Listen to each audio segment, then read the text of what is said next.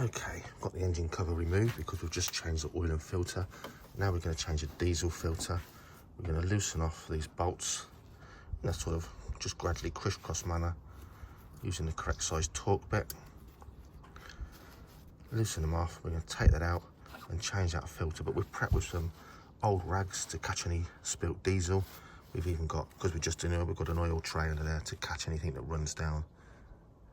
When you're working on your car, try and keep it tidy. We've already detailed this engine and cleaned, degreased it, and just with a hose and degreasant and a detailing brush, everything's clean. It's much nicer working on your own vehicle, especially if you keep it nice and clean. It really is. So, time to change the fuel filter.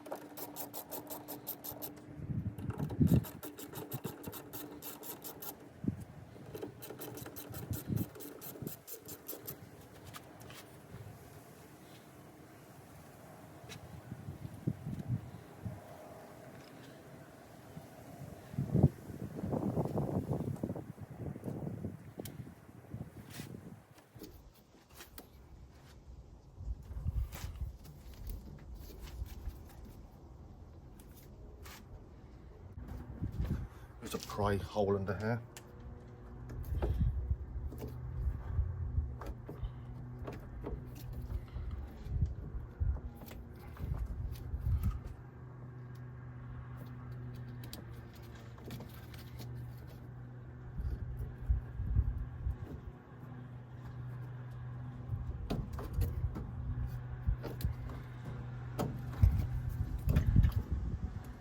Whoa, it did take some prying.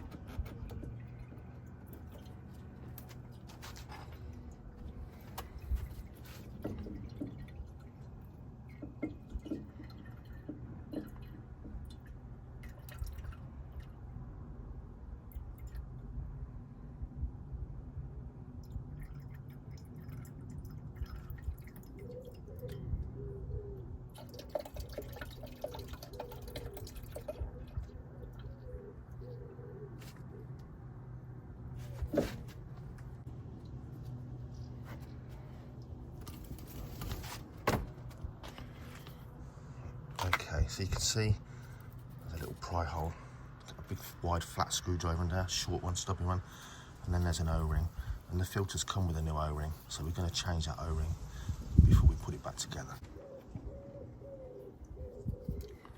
Oil it first, or lubricate with a bit of diesel.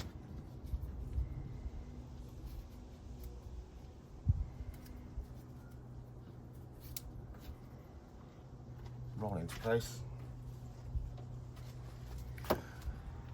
Only has one way it can go up.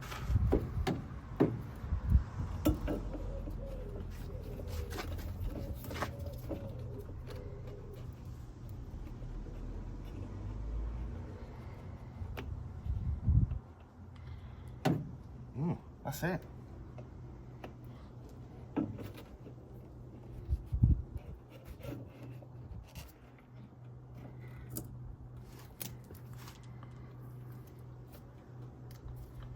Literally just pushes on gently.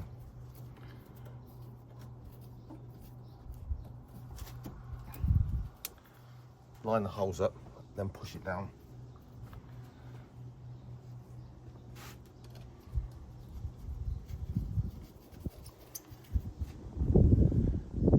tighten all the bolts.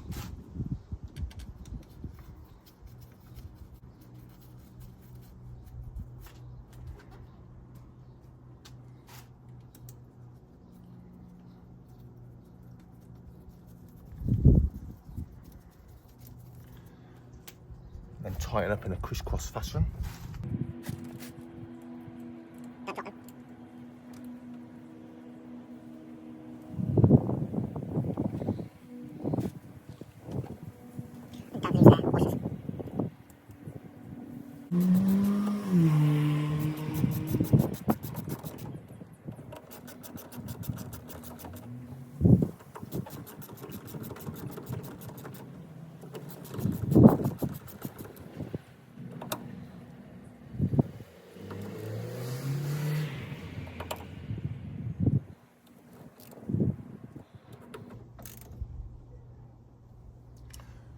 Seriously, do not over tighten those bolts. Seriously, you'll bugger them up. Either check the torque settings and do it appropriately, or just nip them up tight, nothing more. Don't bollock them up on a massive bar, you'll just thread them straight out. Clean up the residue, run the engine. We've kept all the diesel in there. We'll run the engine. Fingers crossed, all will be well.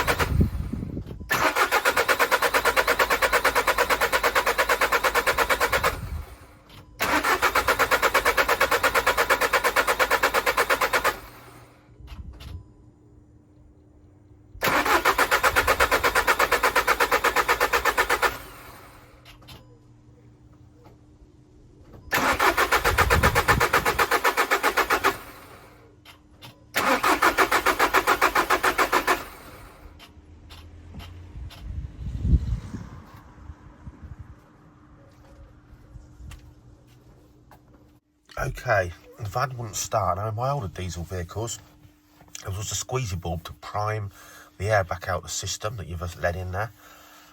Prime them, turn them over a few times and they start. However, this wouldn't start right up to the point I totally flattened the battery. So a quick phone call to a mate. He said, you've got to put them on a laptop basically. You've got to plug it in and tell the diesel pump, tell the fuel pumps, you know, there's not a fault.